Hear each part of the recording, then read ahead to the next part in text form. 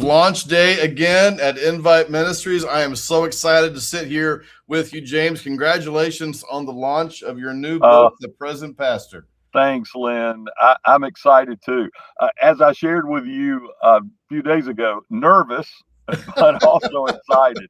This was a crazy project. I've done some crazy projects in the past, but this one was big. But God's been good in it all. Oh, I'm glad to hear that. I'm so excited about the early returns. I've been talking to people here, talking to people who, pay attention to what we're doing. There's a lot of excitement about this because I think you're touching on some nerves here in the book that need to be talked about. And so I want to kind of go through some of that as we do this here together. Let's just start by kind of hearing from you directly. What is the book about? Well, it's more autobiographical than I really intended it to be at first. And as I started to write, Lynn, it got more and more that way because I would connect some of the struggles that I had and did have over the course of my 30 years of ministry with a lot of things in my personal life and my background. And so I really did it therapeutically. And then I have a really great friend who's a counselor. His name's Michael Robards in Louisville, Kentucky. Just a great guy. He walked with me closely on some of this, and he kept saying, "You need to write about this stuff." And I said, "Well, actually, I started writing about this stuff about 4 or 5 years ago, but just haven't really done anything with it because I was back and forth. But because sometimes I'd write about some pretty painful stuff, and after I'd write about it, I had to take a break." Yeah. And he said, people really need to hear this, especially pastors. And so it kind of took a life of its own. I had a major transition happen to me, and I left Kentucky, where I'd been for 30 years, and came to Georgia. And in the midst of all of that, I remember praying and saying, God, I knew I'd probably put an end to this book at some point. I didn't know it was going to be this way in many ways. But I wrote it really for myself first, Lynn, just to be completely honest. I wrote it because I needed to process it. And I'm a writer at heart. I love to write. And I get my feelings out a lot of times through writing best. But then it turned into something else. As I talked to colleagues and friends about it, I saw that it could be something that could really be helpful, not only to pastors, but to Christians who love pastors. And so it turned into that as I wrote. And then the first time I ever talked with you about it, I could see that God was doing something that I never expected. And I've told you a little bit about my friend Tullian, who endorses the book. He's written a lot of books, and so he was also encouraging me when I mentioned it to him, and it just kind of went from there. And it's been pretty amazing. I've done very little to make it happen. It's just been a real beautiful thing that God's done in my life, and you're a part of that, and I thank you for that. Oh, it's my honor and pleasure to do it, James. It's fun to come alongside you. What you've done with the book really fits a core philosophy I have about publishing and ministry. I think the zeitgeist has changed a little bit. People are less interested in proofs of God's existence, and they want to know, is God good, which is more of a personal question. It's a question that drives us toward testimony and drives us towards experience. And so Absolutely. I think you've captured that well here with your willingness to be vulnerable, which not everybody's, able to do or willing to do. So just, kudos to you for being willing to put your story out there, because I think that's what's going to change hearts and lives. Yeah. So let's talk a bit about it. I got a couple of quotes here. Okay. In fact, our staff here was looking at it and responding to some. In fact, one of the comments that I heard from the staff said, do you know that this quote resonates well if it maybe people who have been on church staffs? They said, do you know how exhausting it is to work for someone who never seems to get tired? And the staff person, who's still a dear friend to me, said that to me in a time when I was cracking the whip, and I was never really mean in some ways. When that quote came about, I got a little more into my drive as time went on. But I always had that in the back of my head, because this staff person that said it to me with a great heart, and a person who cared about me. And I he saw some things in my drive and in my pursuit of vision that I was missing. I was really, I was going to make it happen, and it got to be more me than God sometimes. And I think that a lot of pastors struggle with that. I think a lot of people in general struggle with that. I have a type A personality that I've really, that's a little bit better than it used to be, but I still have this drive in me to do things that I think will glorify God and see change lives. I've always had a real heart to see change lives because of some things I've dealt with personally in my past, and I felt like that was why God kind of plucked me out of the business world back in the 90s and said, "You're going to seminary." Mm. And it was one of the greatest things that ever happened to me. So my seminary years were just wonderful, and I connected with people who have been friends for years now. And so when that staff person said that to me, I almost wore it as a badge of honor, or I guess to be honest, I did wear it as a badge of honor. And but yet at the same time, I knew in my heart that he didn't say that to me to lift me up. He said it as a warning, Mm. and I didn't really take it as that way at the time. I kept doing what I was doing until finally, I was a district superintendent for a while, and I was overseeing pastors. And that every time I would talk with pastors about their struggles, I would think about that quote and know that I felt like a hypocrite at times because I'd say, "Slow down, be kind to your staff, uh, do Mm. self care," knowing that I was not doing that in some ways. And so that quote has kind of followed me around for all these years until when I started writing this book. I, it was it was like a neon sign. It just kept Mm. flashing, and I began to see the ways that I had not heeded that warning, and there were consequences for that. And so that's where that quote came from, and the person who said it to me actually loved me really well and still does, thankfully. You're kind of hinting at a kind of a core shift that the book talks about. Yeah. You describe it in the book, I think, as performance to presence. Is Yes. that so? To give us the kind of the brief, was there a valley moment or a mountaintop moment? Was there a specific moment in which you really began to understand this shift in your own life? Yeah. I going back to my college years, Lynn, that's when I think I say in the book that that's when I kind of started the ascent up the success mountain. I hit the ground running. I was one of the first people in my family to even go to college. I was very close to my grandmother, and my mother had died in a very tragic way. And my grandmother was my she was my stability in many ways, and she wanted me to go to college. She supported me in that, and I wanted to make her proud. I didn't care what anybody thought except her. Mm. And then my senior year, she was diagnosed with a brain tumor and passed away very quickly. Did not get to see me graduate. And I wondered for a while after that. I've never not believed in God. I've never really thought God's not with me. But I did start to ask lots of questions, and my performance personality kicked into high gear. And I got out of school and went into advertising and marketing, which I loved. But even in those days, I look back and see where I was hindered by my own drive for success.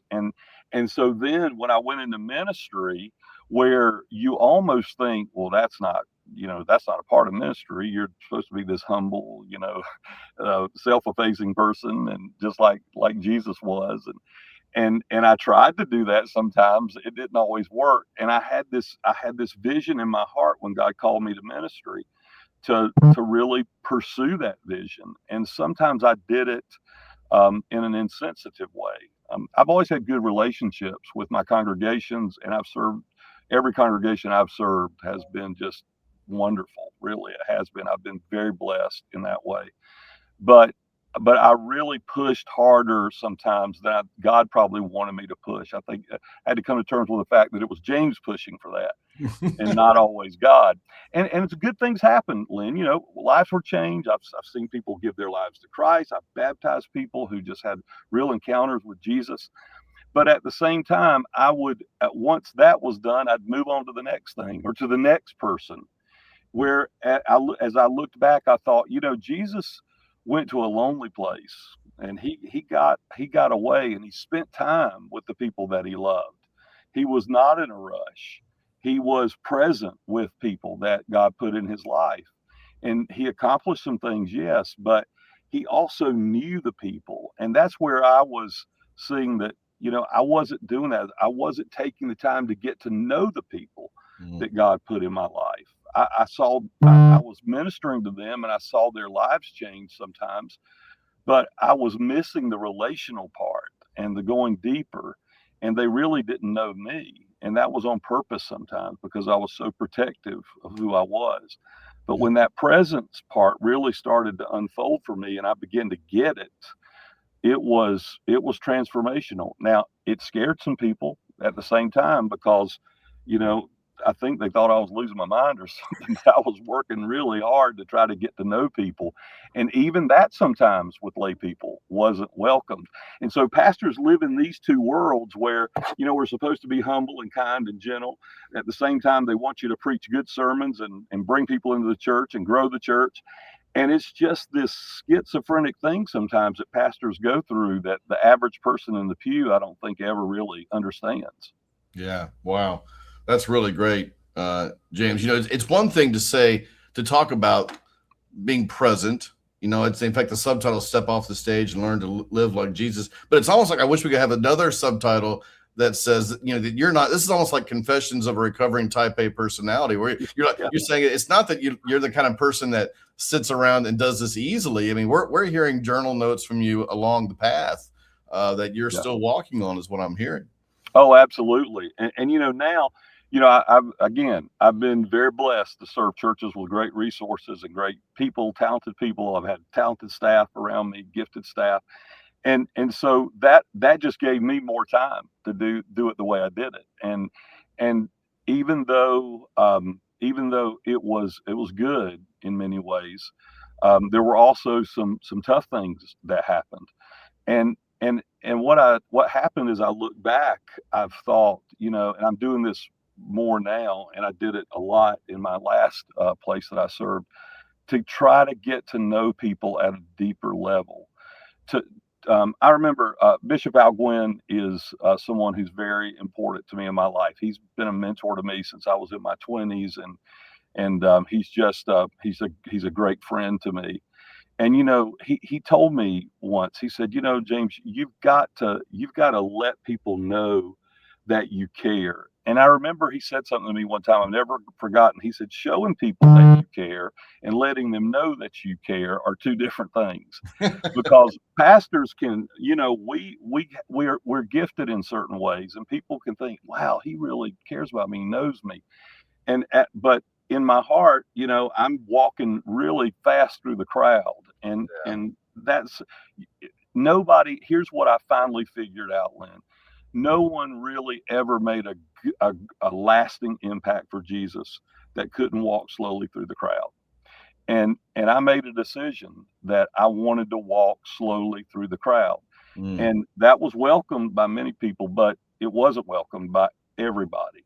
And so when I began to write this book, I thought, I have never seen anything out there that addresses the fact that pastors have these kind of many expectations that needs to be a facet of their personality. I came out of the United Methodist Church. I was in the United Methodist Church before I disaffiliated for 28 years.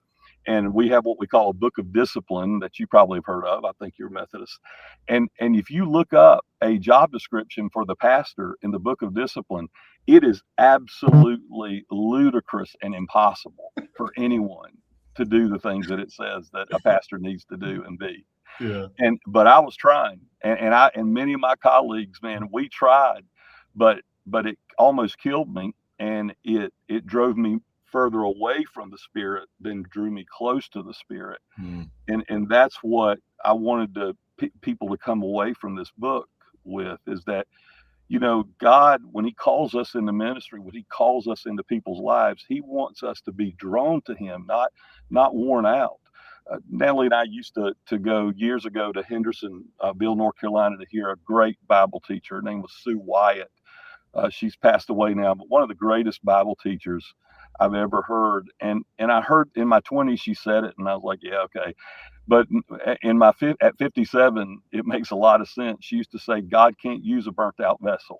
Mm. And that's what I really started coming to terms with, that God could not use me if I was a burnt out vessel. And Wow. and Yeah. that's where a lot of this comes from for me. Yeah. Your some of the early returns have been pretty remarkable. Dr. William Catrone, how do you say his last name? Oh, Catron. Yes. Catron. Okay. Dear friend of mine in Kentucky. Yeah. Oh, that's great. Rick. His name's Rick Catron. Yeah. Okay. All right. Thank you. Rick Catron. This book is raw and authentic and should be required reading for pastors, church leaders, and congregants.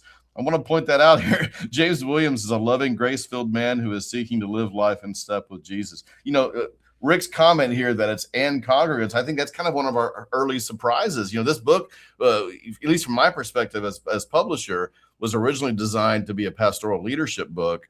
Right. But and you told me before we started that you're starting to see feedback from lay folks as well, and Yep. you know, there's actually some value here that extends beyond that first audience. So that's super exciting to kind of hear that feedback from people. Yes, it is. Dr. Wayne Lewis, another friend of yours here at the Wesleyan Yep. Church, Yeah. with extraordinary. He's the president of Hupton College. Wonderful guy.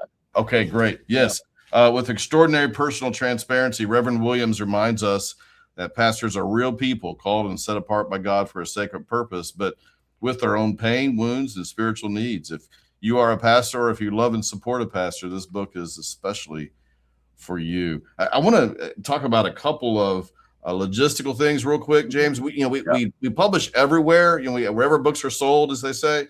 So books, you can buy this on Amazon, Barnes and Noble. You can buy it at English-speaking bookstores in Germany if you want to. But we actually talk about two things. Amazon is important for launch day because it helps your ranking, the algorithms that drive that. Apparently, there's 5 or 6 different algorithms that push that. But I also want to talk about the Invite Ministries website, because on the Invite site, we've got bulk discounts set up, and this is the only place you can do this. So if you've got a church that wants to do this as a leadership council, for example, or if you've got a small group and you want 10, 20, 50 copies, that's where you can go to Invite Ministries and those discounts kick in. So important to mention that today. But specifically on today, though, the Amazon ranking is what we're trying to shoot for, which is partly what we're doing this show. Okay, I want to hear one last thing from you, and kind of your hopes and dreams of where this book is going to go and the kind of the lives it might impact. How would you describe the best case success story for this book? Yeah, what I really want to see come out of this, Lynn, is for pastors and laity, Christian leaders in the church, to understand that as important as it is to be excellent and to be good stewards of the church and to do things in a way that is pleasing to God, and to follow the precepts of ministry as we do ministry in our communities day after day after day, that in the midst of that, it is possible to gain the whole world, even in the church, but lose your soul. And I really want pastors and laity to know that it's okay to talk with people when you're struggling. It's okay to tell people, I don't know. I have a great staff person right now in the church I'm in, and he's young and energetic, and he's smart. He's brilliant is what he is, and he's on our communication staff. And I said to him the other day, I said, listen, you got to learn 3 words that's going to take you far in life. He's in his 20s right now. And he said, what's that? I said, I don't know. Learn to say, I don't know. And I feel like a hypocrite, because when I was his age, I didn't say that very often either. But it's okay for church leaders and pastors to say, I don't know, or I'm struggling, or I can't do what I'm expected to do right now. I need help. And that's so important, and that's community. I tell people all the time, Lynn, when I hear someone say to me, well, my Christian faith is private, that's a very private thing to me. Always, what I think when I hear someone say that is they don't understand Christianity. Christianity is probably the only world religion that is not private at all. It's a community based theology. We cannot do this alone. Jesus meant for us to do this together in community. He traveled with 12 guys. I mean, it's what God is all about. And so when we don't do that, when we don't model that as pastors and Christian leaders, it's what I call ministerial malpractice. And I was guilty of that. And I'm just really glad that God had mercy on me to be able to see that wasn't the right way. James, I am so thankful for you and the honesty and the vulnerability of your witness. This book, The Present Pastor, I have high hopes for it. Thank you for writing it. Thank you for coming with us today on the show. And Lynn, let me thank you too. Your staff, everyone that I've worked with at Invite. It's not been a business relationship. I feel like I'm a brother in Christ with every single one of your staff who worked with me. So thank you. Oh, thank you. That's the best thing I could possibly hear. I appreciate it so much. Launch day, The Present Pastor. Step off the stage and learn to lead like Jesus. Thank you, James. Thanks, Lynn. God bless you. You too.